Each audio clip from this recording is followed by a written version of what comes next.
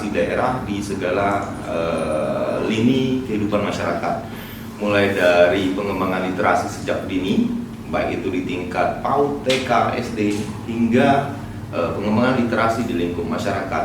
Nah, kebetulan sehubungan juga dengan tema hari ini, bagaimana dinamika pengembangan literasi untuk lingkup sekolah, kita akan minta pandangan dan kita juga akan berdiskusi dengan dua narasumber kita. Yang pertama dengan Ibu Herlina.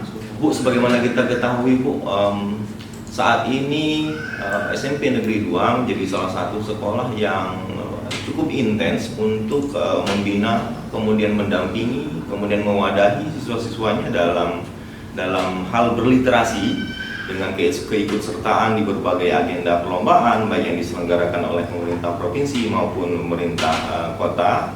Nah, kira-kira mungkin ada dasar pemikiran apa sehingga upaya itu dilaksanakan oleh oleh SMP Negeri 2 Pangkal Pinang? Apakah dengan kapasitas dan kompetensi siswanya, melihat dari sisi kompetensinya ataupun dari aspek yang lain? Bisa dijelaskan Bu secara singkat mungkin kira-kira pandangan awalnya sehingga SMP 2 berupaya maksimal untuk mengembangkan literasi di sekolah melalui kompetensi siswanya seperti apa Bu? Iya. Terima kasih Pak Rizko. Assalamualaikum warahmatullahi wabarakatuh. Sebelum dijelaskan, izinkan kami berpantun dulu boleh, Pak Rizko ya. Boleh. Ya, saya lupa tadi. Iya. Bismillahirrahmanirrahim. Panas terik di siang hari. Asik. Hendak berdingin, buka jendela. Cakep. Saya Cik Lina. Dan saya Cik Nuri. Asik. Di podcast ini berbagi cerita. Terima kasih. Terima kasih. Tepuk tangan dulu kita. Ya. Oke, masih ada lagi nih Pak Rizko pantun. Boleh Bu. Ketika berguru hendaklah taat. Cakep. Niscaya ilmu pasti kau dapatkan. Cakep. Jika cerita dirasa manfaat, Tak ada salah, mohon lakukan. Cakep. Oke, Pak Riko, terima kasih telah mengundang kami pada acara ini. Menanggapi pertanyaan Pak Riko ya seputar dengan literasi, kemudian terkait kebijakan dan apa sih dasar sehingga literasi di SMP 2 dapat berjalan dengan insya Allah bisa dikatakan baik. Baik ya. Saya berkilas balik dari, karena ini terkait dengan dinamika ya Pak Riko ya. Jadi saya kilas balik dengan ketika pertama kali bagaimana literasi itu diberlakukan di SMP 2 Pangkal Pinang. Saya ingat betul ketika itu awal kurikulum 13 itu diberlakukan, yaitu sekitar tahun 2013.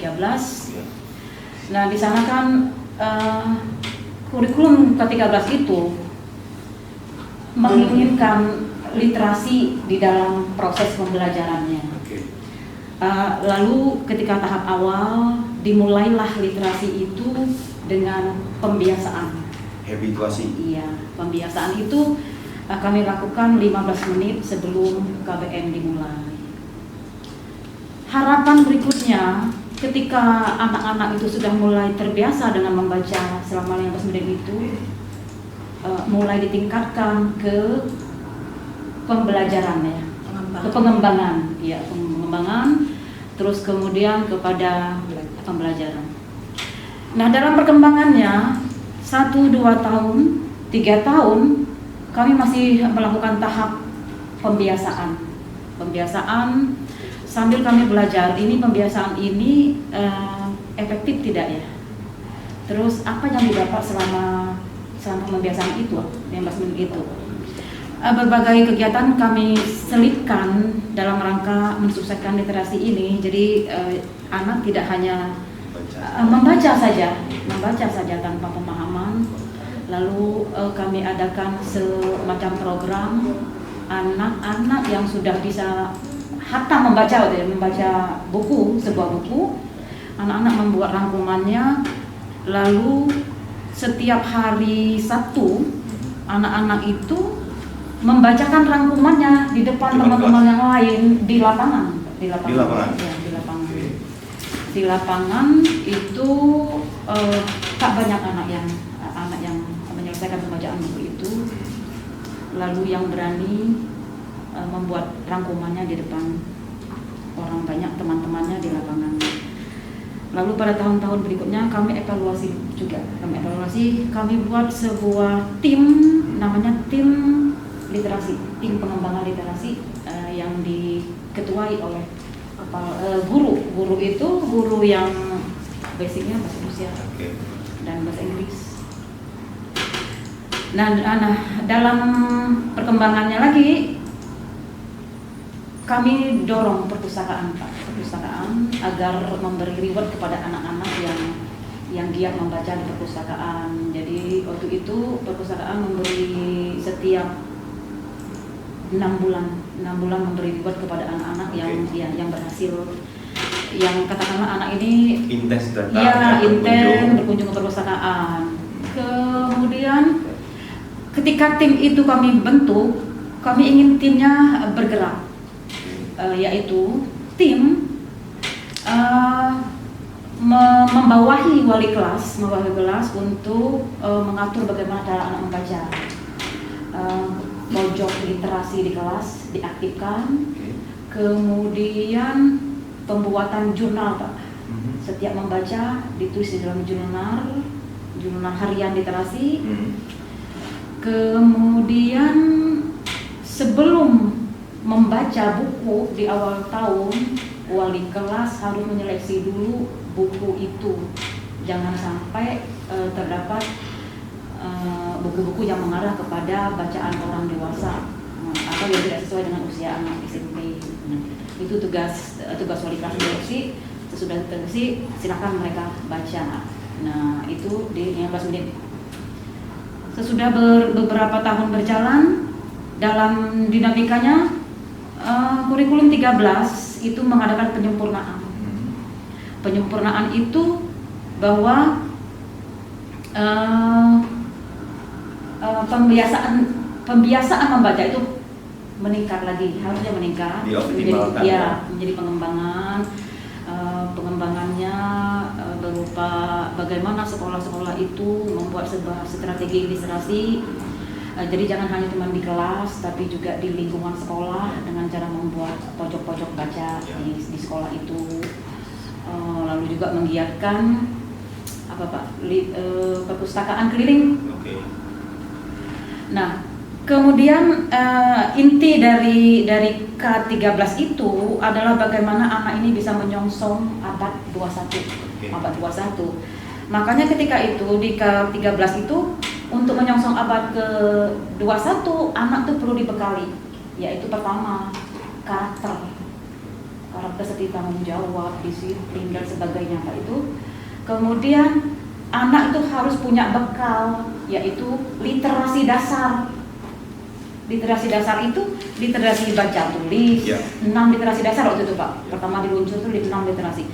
Baca tulis, numerasi, kemudian ada scientific, science, kemudian ada budaya dan kewargaan, kemudian ada finansial, literasi finansial. Nah, itu karakter, kemudian literasi dasar ditambah dengan 4C waktu itu Pak ya. Itu kan dengan anak bisa berliterasi, anak mampu berliterasi nantinya, maka insya Allah anak itu akan bisa menuju 4C Pak. Jadi anak menjadi abad 21 itu adalah critical thinking, kolaborasi, kemudian komunikasi dan kreatif. Ya, jadi 4C waktu itu. Nah, jadi kemudian jika itu sudah terpenuhi kan insya Allah anak-anak ini di abad 21 bisa terjun ke masyarakat dengan dibekali itu. Nah, dan itu Pak diselipkan di pembelajaran bagaimana karakter dan literasi serta 4C yang diinginkan itu kita masukkan ke dalam pembelajaran. Ada mekanisme internalisasi ke dalam proses pembelajaran. Dan kita itu bukan hal yang mudah untuk mengemasnya, Pak, dan ternyata itu terus berproses sambil kami membina anak di ekskul, nanti akan dijelaskan oleh Ibu Nuraida nanti ya. Jadi itu proses demi proses terus berlangsung sampailah kita pada ke kurikulum Merdeka sekarang. Nah, ketika kurikulum Merdeka itu diluncurkan, tetap mengusung literasi. Makanya ujian nasional itu ditiadakan, Pak, digantilah dengan ANBK. ANBK itulah di sana jelas-jelas penilaiannya itu tidak lepas literasi, utamanya literasi numerasi ya, dan survei lingkungan, Pak. Jadi nanti muaranya ke rapor sekolah. Jika anak ini bisa berproses dalam literasi, numerasi, dan hasilnya bagus, pembelajarannya bagus, atau dibalik pembelajaran dulu sehingga literasinya bagus, maka insya Allah rapor sekolah itu nanti akan bagus juga. Jadi memang literasi itu dinamikanya selama beberapa tahun ini ya. Artinya terus digaung-gaungkan, Pak. Tinggal bagaimana gurunya, bagaimana anak-anaknya, kemudian bagaimana sekolah menyikapi ini dan menggalakkan program ini sehingga bisa berjalan dengan baik. Gitu. Nah, itu saja dulu yang bisa saya sampaikan, Pak Ibu. Baik, terima kasih Bu Herlina. Jadi memang sangat menarik, sahabat literasi dimanapun Anda berada. Pada prinsipnya pemerintah melalui kebijakan kurikulum K13 di tahun 2013 yang lalu sudah berupaya untuk mengoptimalkan pengembangan literasi di lingkup sekolah dengan berbagai macam kebijakan yang diinternalisasikan dengan proses belajar mengajar, Bu, ya, di sekolah. Dan kemudian pihak sekolah melalui manajemen yang ada di internal sekolah sendiri melakukan improvisasi sehingga upaya pengembangan literasi di sekolah bisa berkesinambungan, bisa bersinergi antara kebijakan yang ditetapkan oleh kurikulum K13, Bu, ya, dalam hal ini dengan kebijakan yang diterapkan oleh sekolah, karena kaitannya nanti dengan pengembangan kreativitas, inovasi siswa dan sebagainya. Dan itu sangat menarik, dan saya juga baru tahu bahwa K13 itu mengarahkan anak-anak ke bagaimana berliterasi dengan baik sehingga mempersiapkan personal si anak untuk menyongsong era persaingan global, terutama menyongsong abad 21, Bu, ya. Baik, itu sekilas pandangan umum yang berkenaan dengan kebijakan sahabat literasi yang disampaikan oleh Bu Herlina. Kita akan selanjutnya membahas persoalan yang berhubungan dengan, ya, ada tambahan kira-kira. Ya, silakan Bu Nuraida. Bu Herlina ada sedikit yang saya tambahkan. Baik, silakan Bu Nuraida. Pengembangan literasi itu tidak harus melenceng dari visi sekolah. Oke. Kebetulan salah satu dari visi sekolah itu kan membangun peserta didik yang berwawasan global. Nah, untuk bisa membekali mereka berwawasan global, tentu peranan literasi itu sangat begitu penting. Pasti. Ya. Kemudian ada lagi aturan setelah berjalan, namanya dinamika, itu kan berjalan terus dia, kemudian diperkuat kembali. Itu ada peraturan Menteri Pendidikan dan Kebudayaan, kalau nggak salah itu nomor 23 tahun 2015. Di situ kembali lagi penekanannya adalah pembentukan budi pekerti melalui pembiasaan berliterasi 15 menit sebelum melakukan pembelajaran. Nah, ini titik beratnya bukan saja mereka terbiasa membaca, tetapi bagaimana menanamkan budaya lewat berliterasi, penanaman budaya budi pekerti, ya, karakter-karakter yang lain. Itu sudah dicanangkan dari Permendikbud nomor 23 tahun 2015. Begitu tambahannya. Oke, baik, sahabat literasi, bahwa memang pada prinsipnya khusus untuk SMP Negeri 2 Kota Pangkal Pinang sendiri mereka memang salah satunya mengusung bagaimana pengembangan literasi di lingkup sekolah itu bisa mendukung dalam proses pembelajaran, dan outcome akhirnya adalah menciptakan lulusan-lulusan yang berwawasan dalam hal ini Bu ya, yang punya karakter, kemudian yang siap untuk memasuki era persaingan global. Jadi memang menarik apa yang diupayakan oleh manajemen atau tim dari SMP Negeri 2 Kota Pangkal Pinang yang berhubungan dengan literasi. Saya geser ke Bu Nur Aida, Ibu sebagai salah satu guru yang diberikan tanggung jawab lah, kira-kira seperti itu, untuk bagaimana mengupayakan pengembangan literasi bagi siswa di SMP Negeri 2. Nah, tantangan yang paling sulit kira-kira seperti apa Bu? Dan kemudian kepuasan bagi Ibu sebagai salah satu ya orang yang aktif berliterasi seperti apa ketika kita berhasil mendidik anak, kemudian mereka mendapat reward, kemudian mereka mendapat penghargaan, seperti apa Bu kira-kira?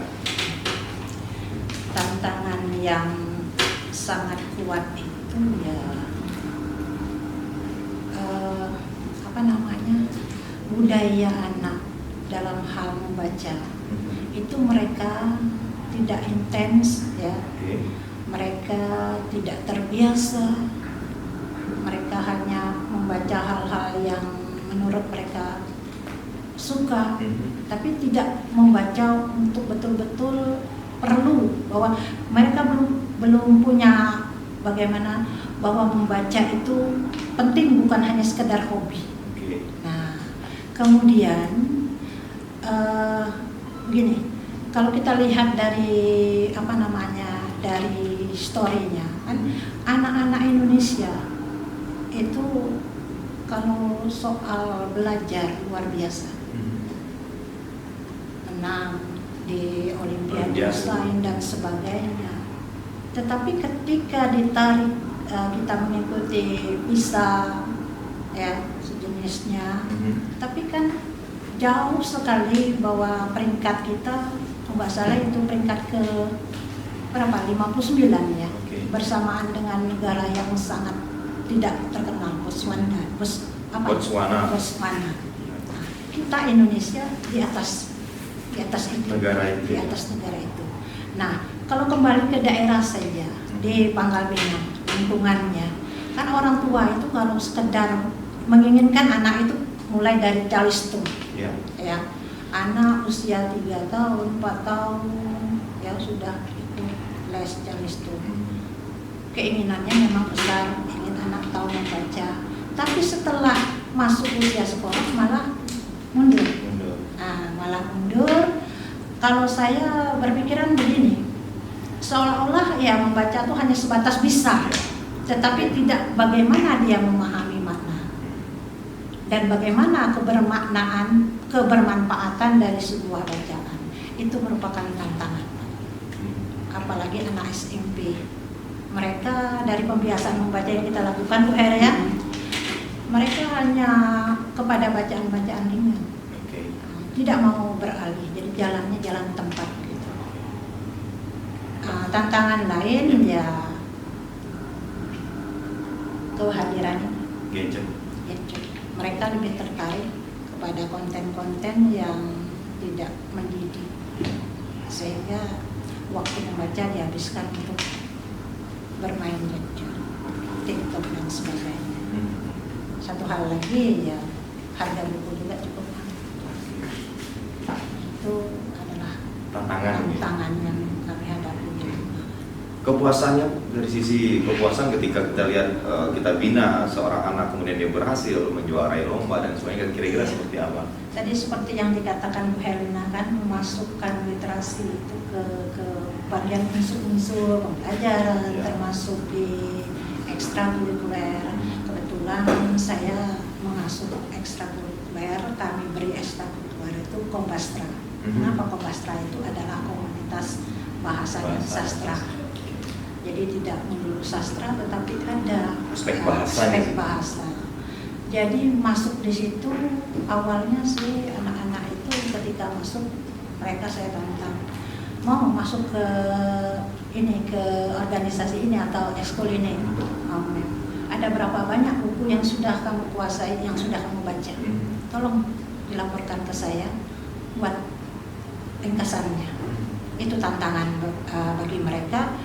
Lalu mereka berani melakukan tantangan itu, baru saya rekrut. Nah, ketika saya rekrut, intens terus, mereka berlatih ya, disesuaikan dengan basic mereka ya. Waktu saya mengambil mereka juga, saya sudah ngintip Pak, kebetulan ya, potensinya iya, potensi itu kan kebetulan dipercayakan jadi juri. Saya lihat juri yang dari SD itu kan, nah, saya lihat, oh ini anak ini punya potensi nih, saya dekati. Nanti kalau selesai SD-nya mau kemana? Mau nggak ke SMP 2? Itu sudah saya intip. Kebetulan lagi ditugaskan oleh kawan, oleh kepala sekolah, ya jadi panitia pendaftaran siswa baru, pas pula di bidang prestasi ya Bu Her ya. Karena ada zona prestasi. Iya, gitu jadi ya. saya giring. Nah, tetapi ada kadang-kadang memang kendalanya mereka ingin beralih inginnya ke bidang lain. Akhirnya yang seharusnya mereka sudah punya potensi jadi mandek. Tapi ada yang memang belum, ya kita olah. Ada yang sudah dan mau, ya kita memoles lagi biar lebih bagus. Nah, mengenai kepuasan ya, saya sangat puas. Bangga rasanya. Ya, bangga dengan keberhasilan itu, walaupun kita hanya istilahnya tidak punya apa-apa, tidak harus dibayar besar dan sebagainya, tapi melihat mereka berhasil, saya sangat Senang, bangga, sangat senang. Gitu. Baik, terima kasih Bu Nuraida. Kita sebagaimana sudah disampaikan oleh dua narasumber tadi, sama literasi mungkin baru tahu juga informasinya bahwa sekolah mengupayakan secara optimal mungkin pengembangan literasi di daerah. Cuman sebagaimana sudah disampaikan oleh Bu Herlina, kemudian oleh Bu Nuraida, bahwa salah satu tantangan yang mungkin menarik untuk kita diskusikan adalah bagaimana anak-anak lebih tertarik dengan gawai, dengan gadget, ketimbang buku-buku informasi, buku-buku pengetahuan, baik yang ada di perpustakaan sekolah maupun yang ada di perpustakaan maupun yang ada di rumah gitu. Nah, kira-kira Bu Her, untuk di SMP Negeri 2 Pangkal Pinang sendiri, kebijakan penggunaan gadget di sekolah sendiri seperti apa Bu Her? Ya, terima kasih Pak Bek. SMP 2 di dalam buku peraturan tata tertib yang diterbitkan untuk siswa itu bahwa dilarang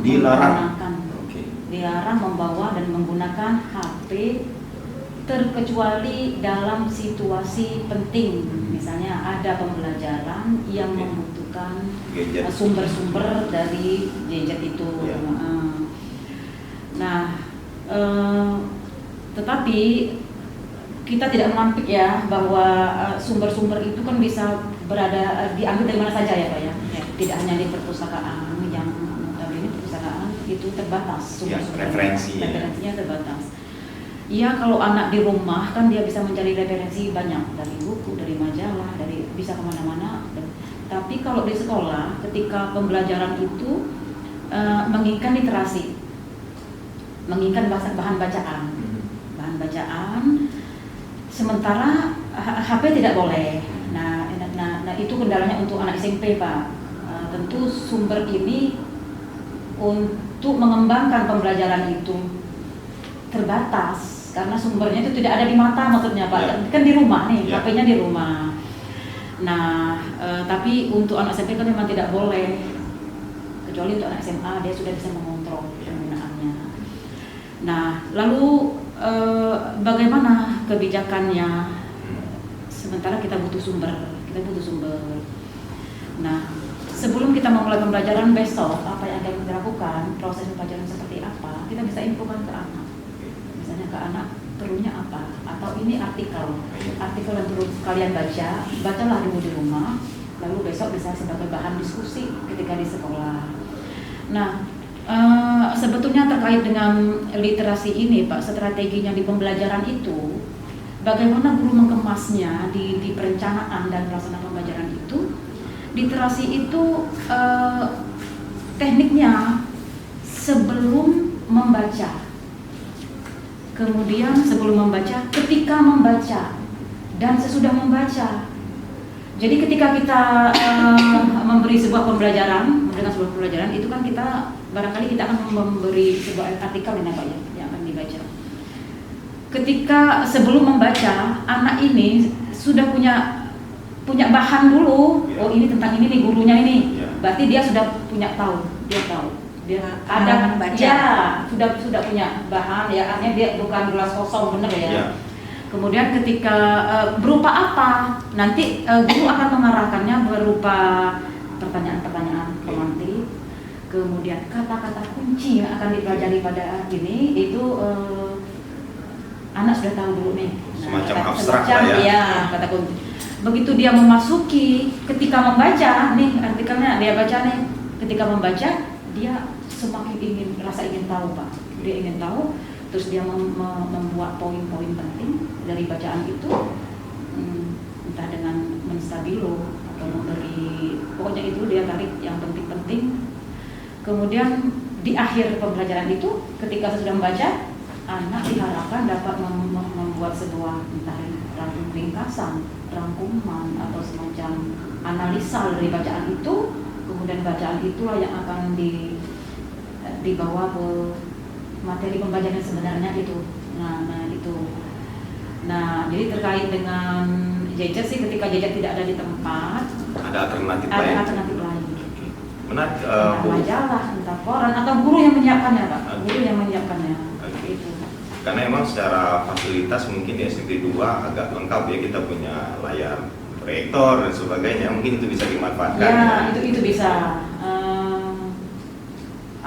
Jadi intinya memang semua mata pelajaran itu Pak, dia harus ada literasi di dalamnya, harus ada tekniknya seperti tadi, sebelum, ketika, dan sesudah membaca, harus ada literatur yang dibacanya, harusnya seperti itu, tidak hanya memberikan materi, terus contoh, dibiarkan saja. Seperti itu. Baik, sahabat literasi dimanapun Anda berada, pada prinsipnya yang disampaikan oleh Bu Herlina tadi, bahwa membaca itu tidak hanya sekedar membaca.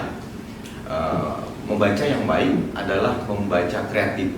Jadi sebelum proses membaca, ketika dia membaca, dan pasca atau setelah dia membaca, ada muatan-muatan yang kemudian menimbulkan rangsangan dalam hal pemikiran dia, kemudian dalam hal inisiatif dia, sehingga timbul rasa aware, peduli terhadap tema ataupun pelajaran yang dia usung oleh ataupun diampu oleh mata pelajaran itu sendiri. Dan ini sangat menarik. Nah, kemudian ke Bu Nur Aida, kita tahu bahwa literasi itu tidak hanya sekedar membaca saja, Bu Nur Aida ya. Sebagaimana sudah disampaikan oleh Bu Her tadi di Mukadimah, bahwa literasi berhubungan erat dengan berbagai aspek, termasuk juga ada di situ dengan yang dimaksud dengan literasi digital, literasi dalam hal sains, literasi dalam hal bagaimana ekonomi ya, kemudian dan sebagainya. Nah, mungkin bisa diulas secara singkat Bu Nur Aida, kaitannya dinamika literasi ini dari aspek jenis dan sebagainya ke penerapannya terhadap anak-anak seperti apa. Contoh nih, kemarin saya menarik ketika anak SMP 2 menjadi juara 1 lomba video kreatif yang diselenggarakan oleh Dinas Perpustakaan dan Kearsipan Kota Pangkal Pinang. Kira-kira seperti apa, Bu Nur Aida? Artinya kan dia sudah mulai untuk main di ranah literasi digital. Dia nggak perlu nulis, di-share ke media sosial, tapi dia pakai video. Itu kan salah satu bentuk literasi juga. Nah, kira-kira seperti apa, Bu Nur Aida? Dan mungkin nanti tambahanlah dari Bu Her seperti apa juga.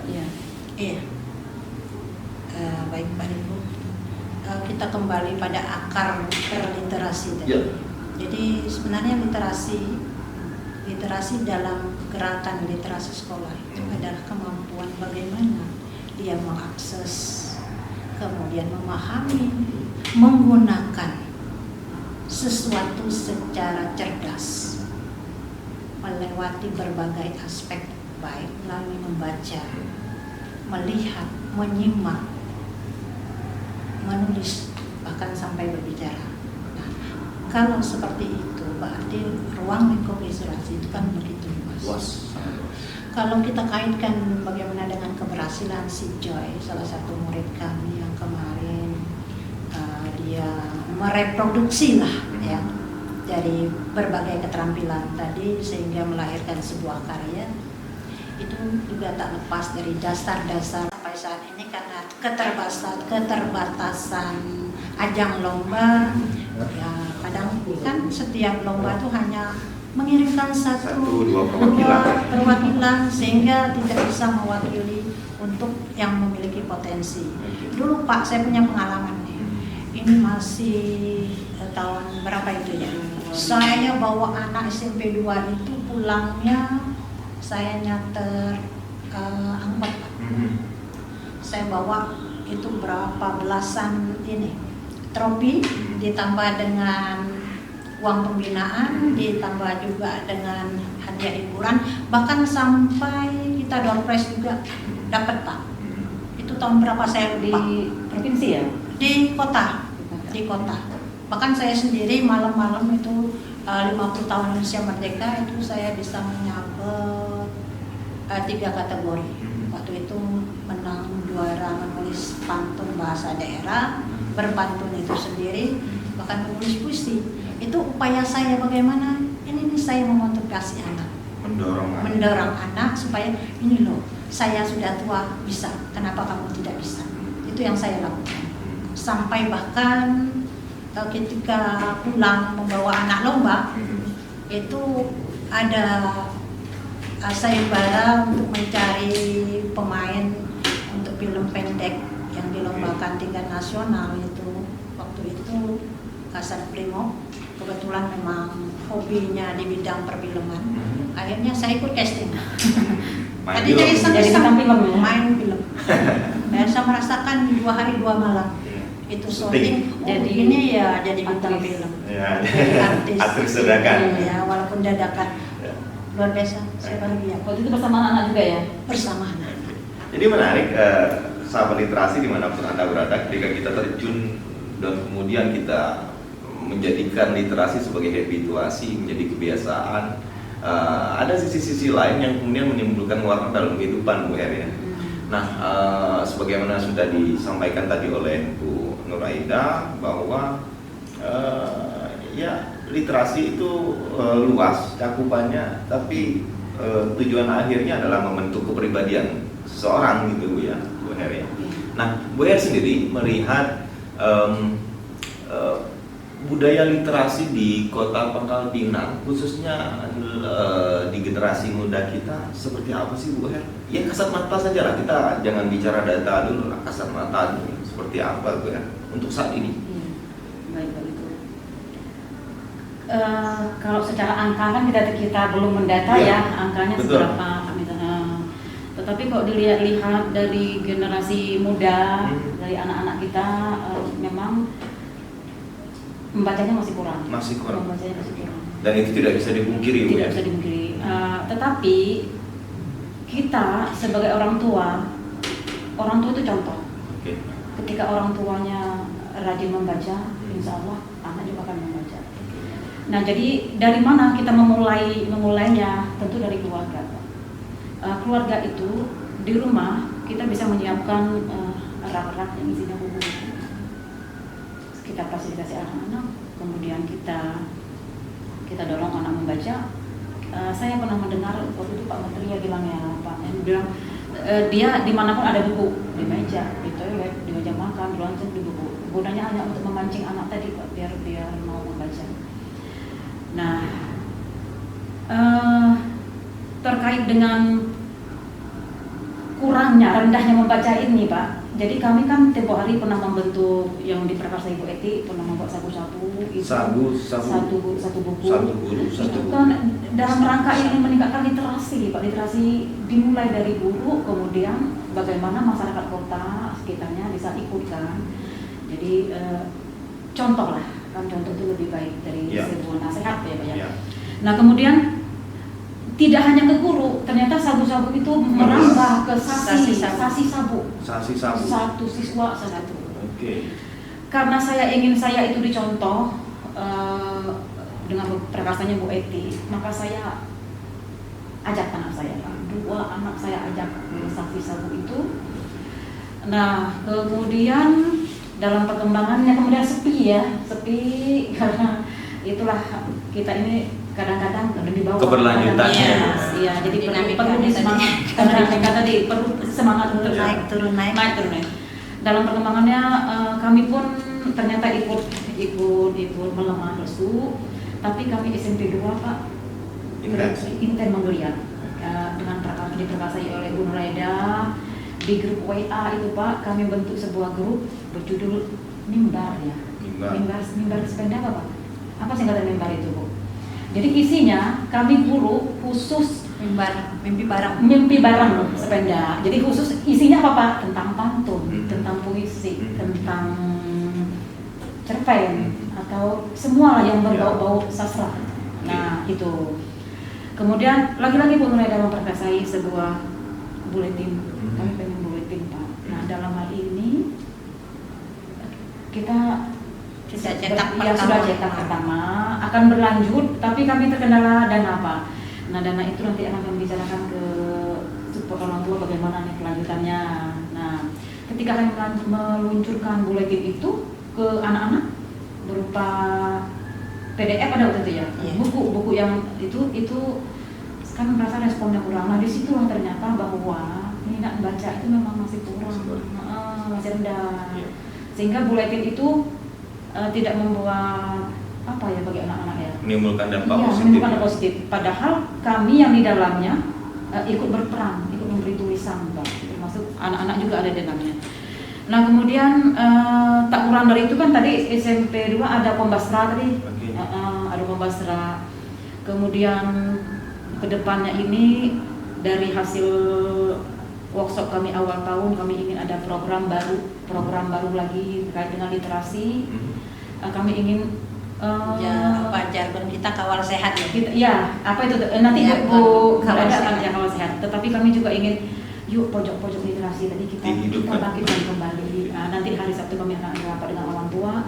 Kami pengen orang tua itu bagaimana membuat lingkungan SMP 2 itu dengan kaya literasi. Ada pojoknya, ada tempat duduk yang untuk sambil bermain mereka sambil membaca. Nah kemarin itu kami sudah mulai mengumpulkan buku-buku Pak bagi orang tua terkait bahan bacaan.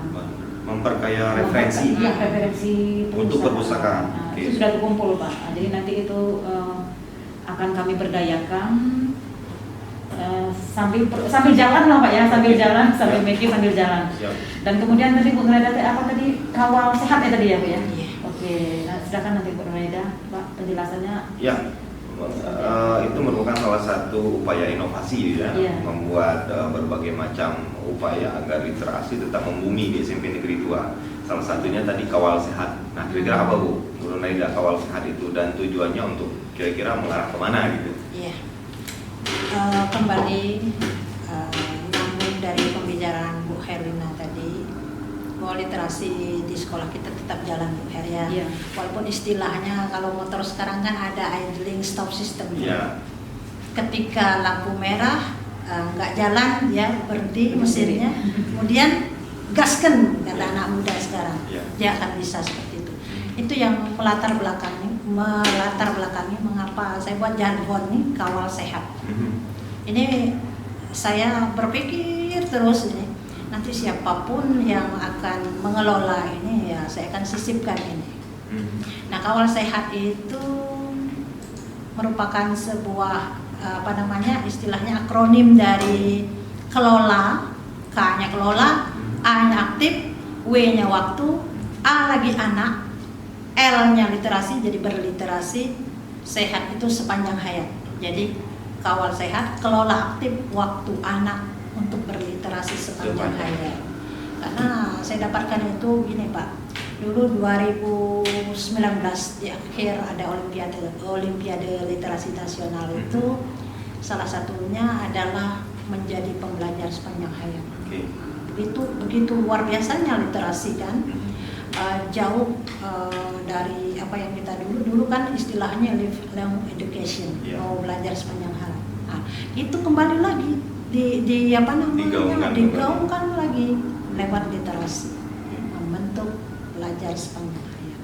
maka inilah ide kawal sehat saya ini kan lagi untuk tahun 2023. Ya bentuknya salah satunya ya yang tadinya sempat tertidur ya kita bangunkan, menambah koleksi, menciptakan lingkungan yang nyaman sehingga anak itu tidak dibebani bahwa ini loh kita membaca, tidak, tetapi mereka berrekreasi lewat literasi. Jadi menciptakan lingkungannya enak dulu Pak, yang nyaman dulu. Kan orang kalau sudah nyaman ya pasti terasa. Baik, masih ada Bu? Iya, saya tambahan Bu Helen? Iya, saya tambahkan ya. Terkait dengan lingkungan kaya literasi tadi Pak. Jadi kami ini sebentar lagi tanggal 17 Agustus akan mengadakan lomba melukis tembok dinding pagar sekolah. Itu isinya dengan syarat utama anak melukis itu adalah menggunakan literasi numerasi. Jadi lukisannya itu nanti larinya ke numerasi berupa angka, bangun-bangun ruang. Itu salah satu kami kepengen program. Iya, program sebentar lagi. Kemudian kami ingin tim ini benar-benar berjalan. Tim yang kami bentuk, tim literasi itu benar-benar berjalan sehingga SMP 2 insya Allah semua berjalan lancar. Jadi SMP 2 itu kami ingin menjadi sumber daya, sumber tempat mengembangkan kreativitas, minat, bakat, dan sumber tempat menimba ilmu, sumber belajar. Dan itu lagi-lagi harus berliterasi, karena dengan literasi kan anak bisa berpikir kritis. Dan itu Pak, di kurikulum Merdeka ada proyek P5 ya, penguatan proyek. Itu Pak akan kaya sekali dengan literasi, karena di sana anak akan membaca, mengamati video, mengamati alam sekitar, kemudian bertanya, kemudian berpikir kritis, benalar, dan berefleksi dan seterusnya. Itu tentu kaya dengan literasi di dalamnya, begitu Pak. Ya, menarik kalau kita ulas secara mendalam ya upaya-upaya yang dilakukan oleh berbagai pihak, terutama pihak sekolah, dalam hal ini SMP Negeri 2 Kota Pangkal Pinang dalam pengembangan literasi di lingkup sekolah sendiri. Kemudian juga sekedar intermezzo saja, pada prinsipnya literasi itu memang menjangkau seluruh aspek kehidupan kita pada prinsipnya Bu ya. Bahkan kita minum obat juga kita harus perlu literasi, karena kita harus membaca aturan. Kemudian juga kita harus mengatur, ketika sudah dibaca kita udah tahu berapa kapsul yang dimakan dan sebagainya, kemudian manfaatnya untuk apa gitu kan. Dan sederhana, itu contoh sederhana. Coba bayangkan sahabat literasi dimanapun Anda berada, ketika kebiasaan berliterasi itu kemudian kita terapkan di kehidupan keluarga yang seperti disampaikan oleh Bu Helina dan Bu Nuraida. Jadi peran orang tua sangat signifikan dalam pengembangan literasi bagi anak-anak. Jadi pihak sekolah dalam hal ini menjadi salah satu instrumen dalam pengembangan literasi bagi generasi muda kita. Tapi pada prinsipnya yang paling utama adalah bagaimana peran orang tua. Saya pikir itu ya Bu Helina dan Bu Nuraida ya. Menghabitkan anak-anak dengan buku, kemudian membiasakan anak-anak dengan membaca dalam jam-jam tertentu gitu ya. Kemudian bukan berarti memaksakan anak untuk selalu berkutat dengan buku, tidak, tapi bagaimana mereka nyaman dengan aktivitas yang berhubungan dengan literasi. Kemudian kalau kita bicara mengenai peran orang tua, Bu Herlina, Bu Nuraida, mungkin ada harapan dari Bu Herlina sebagai kepala sekolah SMP Negeri 2 Pangkal Pinang, kemudian Bu Nuraida sebagai salah satu guru yang terus mendampingi anak-anak untuk membaca, menulis, berkarya, berinovasi dan sebagainya, dalam kaitan bagaimana peran orang tua ke depan sehingga pekerjaan rumah terkait pengembangan literasi yang diupayakan oleh seluruh sekolah yang ada di Pangkal Pinang bisa lebih mudah gitu loh. Nah, seperti apa Bu Her dan Bu Nuraida? Bu Her dulu lah, kira-kira seperti apa Bu? Iya. Memang kan orang tua dengan pihak sekolah harus bersinergi ya. Iya, tentu. Karena anak itu bukan diserahkan bulat-bulat kepada sekolah ya. agar program itu bisa berjalan lancar, tentu harus ada kerjasama, harus ada kolaborasi. Nah, bagaimana kita meningkatkan literasi? Saya dari sisi sekolah dulu, Pak. Kita akan mendorong guru mapel apapun pada saat pembelajaran itu harus selipkan numerasi. Ada teks yang harus dibaca, ada grafik yang harus dianalisa, ada data yang harus dianalisa. Kan itu bisa dari mapel manapun, Pak. Okay.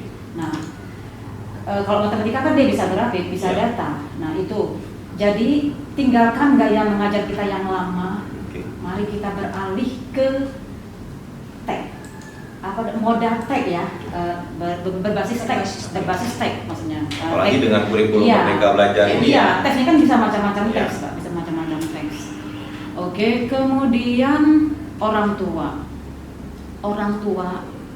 mari beri anak jadwal menggunakan gadget dan jadwal membaca. Itu dia. Andaikan anak itu berat membaca buku yang berkaitan dengan pengetahuan, dengan teknologi, tapi kasih kebebasan anak membaca yang menghibur mereka. Misalnya itu bacaan fiksi ya. Fiksi yang sesuai usia mereka. Orang tua siapkan dana untuk anak itu, Pak. Ketika anak itu, saya contoh ada anak SMP 2 itu, Pak, dia dapat salam tempel di lebaran itu, Pak. Salam tempel, padahal orang tua berada. Salam tempel itu hanya untuk beli buku. Jadi orang tua banyak-banyaklah membuka wawasan kepada anak-anak, pentingnya membaca itu. Dan kalau sisihkan uang jajannya itu untuk membeli buku sesuai keinginan dia pengennya buku apa. Misalnya fiksi itu untuk hiburan dia, kan tidak apa-apa. Justru dari fiksi itu kita banyak belajar tentang pengalaman hidup, Pak. Nah itu, jadi saya rasa itu barangkali Bu Reda bisa menambah karena kami sama-sama punya anak gitu. Sebelum masuk ke Bu Reda, memang tadi sempat disinggung oleh Bu Reda, sahabat literasi dimanapun Anda berada, bahwa harga buku saat ini sangat mahal. Dalam konteks mahal ini, bagi mungkin yang ekonomi menengah ke atas, harga 40-50 itu nggak ada masalah. Tapi maaf cakep, bagi latar belakang keluarga yang memang secara ekonomi agak lemah, harga buku seperti itu memang sulit. Ini tantangan yang mungkin menjadi pekerjaan rumah bagi pemerintah, termasuk dalam hal menetapkan kebijakan bagaimana pola distribusi referensi dan buku sehingga bisa dijangkau oleh anak-anak di seluruh Indonesia dan malah di Kota Pangkal Pinang. Gitu. Dan kami dari Dinas Perpustakaan Kekarsipan Kota Pangkal Pinang sebenarnya sudah memberikan berbagai macam kebijakan sehingga anak-anak yang tidak mau atau sulit untuk mendapatkan buku yang harganya cukup mahal bisa mengakses sistem aplikasi OPAK sehingga mereka bisa membaca e-paper atau e-book yang sudah ada di sistem kita. Cuma lagi-lagi kaitannya dengan gadget gitu ya. Jadi secara prinsip gadget di satu sisi dia akan menimbulkan dampak negatif, tapi di sisi lain ada hal-hal yang sifatnya mendukung dalam proses pembelajaran. Pisau bermata dua ya. Iya, pisau bermata dua. Nah itu ya, sahabat literasi sekilas intermezzo berkenaan dengan kondisi perbukuan yang ada di masyarakat kita. Mungkin lanjut ke Bu Nur Aida, kaitannya juga dengan pendapat dari Bu Herlina. Tadi kaitannya dengan pembiasaan ataupun peran orang tua, seperti apa? Memang sesuatu yang terbaik itu diawali dari yang terdekat. Betul. Itu keluarga. Motivasi yang paling utama dan pertama, contoh yang paling utama dan pertama itu di keluarga. Nah, namun kadangkala kondisi keluarga kan beda-beda. Seperti yang Pak Ibu katakan, ada anak yang hobi membaca, tetapi kondisi keluarga tidak memungkinkan membeli buku dan sebagainya. Tapi yakin dan percaya, kalau memang ada kemauan, insya Allah akan dimudahkan jalan. Gitu. Anak saya saja 4 anak, masing-masing beda. Ada yang paling suka baca. Nah, saking ia suka baca itu, kalau dengar saya mau kesini, Pak, kapan? Bun, kapan kesininya, jam berapa? Kan kakak sekolah katanya. Tadi pagi tadi saya katakan, Kak nanti lihat orkes ibu. Iya, jam berapa? Jam 2. Wah, kakak kan belum pulang sekolah. Nah, makanya dia itu walaupun anak, saya kadang-kadang berguru pada anak. Saya lihat kegigihannya. Hasratnya. Ya, hasratnya luar biasa. Bun katanya, kakak ingin beli buku ini, harganya berapa nak? Tapi kakak sudah punya tabungan. Nanti bunda tambah ya, oke? Itu contoh. Iya, itu contoh. Lalu katanya, nggak usah Bun. Kakak kan sistem pinjam baca. Kakak tuker, yang kakak punya ini tuker. Dengan teman yang lain ya. Yang lain, iya. Walaupun sebatas itu ya, kepengennya kita punya koleksi. Apa nanti tercapai. Saya Pak kembali karena saya ini cerita lama sih. Tahun 2003 saya itu mengusahakan sampai ke pusat. Saya mengusahakan buat proposal, akhirnya terbangunlah taman bacaan. Satu-satunya taman bacaan di Pangkal Pinang itu kita yang buat. Di mana itu? Di Bukit Lama. Bukit Lama. Namanya? Taman Bacaan. Manca. Itu nasional Pak. Itu dari waktu itu Ibu Alexandria itu istrinya Laksamana waktu itu pernah jabat menteri. Nah, BUMN kalau nggak salah. Ya. Beliau itu menggagas Taman Bacaan Indonesia di Sikat Manca. Nah, kita bikin proposal, akhirnya terbangunlah tahun 2003. Sampai sekarang masih ada? Stop Pak. Stop karena mungkin salah saya juga waktu itu membangun. Ya sudah, sebenarnya sudah rembukan di tanah keluarga. Intinya tadinya ya untuk amal jariah lah. Ya karena Orang sesuatu tua yang dan lain hal ya. Sesuatu dan lain hal. Sehingga nggak stop. lagi. Akhirnya ditambah lagi ya tugas dari sekolah luar biasa. Dulu anak-anak kecil, termasuk Mbak Yeyen yang jadi MC kita, itu rutin datang ke situ. Itu adalah anak binaan. Ya, mereka itulah yang saya asuh dari kecil ya. Saya ajak. Nah, ini tak terlepas juga dari dukungan orang tua. Betul.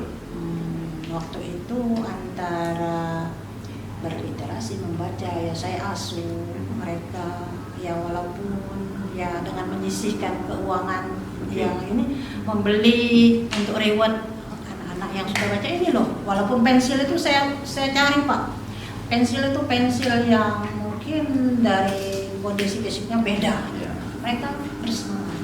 Kemudian yang saya lakukan juga di rumah ketika ada event misalnya anak ulang tahun, saya nggak suka Pak misalnya dirayakan dengan dan cara itu biasa ya. Saya beli buku. Kemudian menciptakan tempat ya, tempat terkejut juga lihat. Sederhana anak saya ambil styrofoam, saya tempel. Ini loh, saya mulai tulisan saya atau foto atau apa. Ini ikut semua. Nah, itu upaya membangkitkan literasi, walaupun masih dalam taraf sederhana. Jadi pada prinsipnya peran orang tua itu sangat penting dalam menunjang tumbuh kembang anak. Dalam kaitannya dengan literasi, tentu peran orang tua juga sangat signifikan ya, karena orang tua lah yang membiasakan anak mendekatkan anak dengan buku.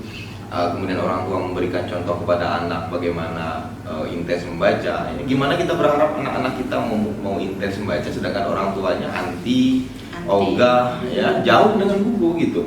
Ya, yang kemudian ini menimbulkan persoalan bagaimana kita lihat kondisi sekarang ini, budaya baca kita masih sangat rendah, kemudian budaya literasi juga, indeks literasi juga kita belum pada tahap yang kita inginkan, dan masih banyak pekerjaan rumah yang tentu harus kita upayakan sehingga literasi seperti yang diinginkan oleh pemerintah dapat menciptakan kesejahteraan bagi masyarakat Indonesia. Itu yang kita inginkan ya. Dan sahabat literasi dimanapun Anda berada, sudah panjang lebar kita diskusi dengan Bu Herlina, juga dengan Ibu Nur Aida.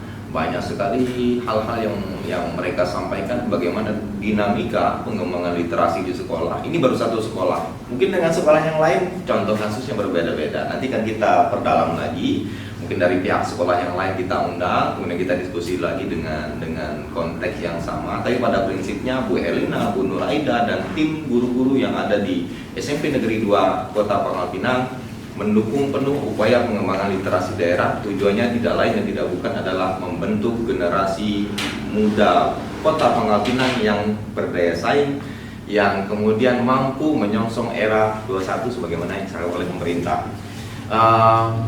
Terima kasih Bu Herlina sudah hadir di Pusaka Podcast Perpustakaan Karsipan. Bu Nuraida juga kami ucapkan terima kasih, banyak hal yang sudah disampaikan. Semoga ini bisa menjadi pembelajaran, bisa menjadi pengalaman, motivasi bagi sahabat literasi dimanapun Anda berada. Kami dari Dinas Perpustakaan Karsipan Kota Pangkal Pinang terus berupaya untuk mengetengahkan tema-tema yang berhubungan dengan literasi, sehingga literasi dapat terus membumi, dapat terus berkembang, dapat terus terwujud secara optimal di Kota Pangkal Pinang, dan tentunya akan mendukung upaya kita dalam menciptakan generasi muda yang lebih baik di kemudian hari. Mungkin ada penutup, pantun dan sebagainya, silakan disampaikan Bu Herlina dan Bu Nuraida. Oke, sahabat literasi, sebelum mengakhiri kegiatan podcast siang menjelang sore ini, kami berdua mungkin akan menyelipkan pantun Bu Her ya. Yeah. Saya mulai dulu Bu Her. Ya. Nahkoda bijak pimpin kelasi, Asik. berlayar jauh tak tentu jarak. Cakep, Berkembang tidaknya literasi itu bergantung kita sebagai penggerak. luar biasa. Baik. Berlabuh nahkoda bersama kelasi. Ya, Jangkar diturun sebagai penambat. cakep. Menghimpun semua berliterasi, Iya. membangun negeri tinggi bermartabat. Terima kasih. Masih ada? Cukup? Sembari berlabuh awak kelasi, Cakep. tidak berlupa sanak dan istri. Cakep. Mari sahabat giat berliterasi, menjadi penggerak membangun negeri. Satu lagi Pak Riko. Silakan. Sungai dan laut bertemu di muara. Cakep. Tempat memancing ikan berduri. Cakep. Berakhir sudah ini acara. Kami berdua memohon diri. Terima kasih Bu Herlina, Bu Nuraida, sahabat literasi dimanapun Anda berada. Terima kasih sudah menyaksikan Pusaka edisi kami 10 Agustus 2023. Kita akan kembali bertemu dengan narasumber, dengan saya sendiri di edisi Pusaka minggu depan, dengan tema, dengan pembahasan yang berhubungan dengan literasi, sehingga kita terus berupaya untuk membumikan literasi di Kota Pangkal Pinang agar tetap terus berkembang, tetap terus menjadi penyemangat bagi pengembang perwujudan sumber daya manusia yang baik, yang optimal di Kota Pangkal Pinang di kemudian hari. Demikian Pusaka hari ini, kami ucapkan terima kasih. Salam literasi, literasi untuk kesejahteraan. Assalamualaikum warahmatullahi wabarakatuh. Selamat sore, salam sejahtera untuk kita semua.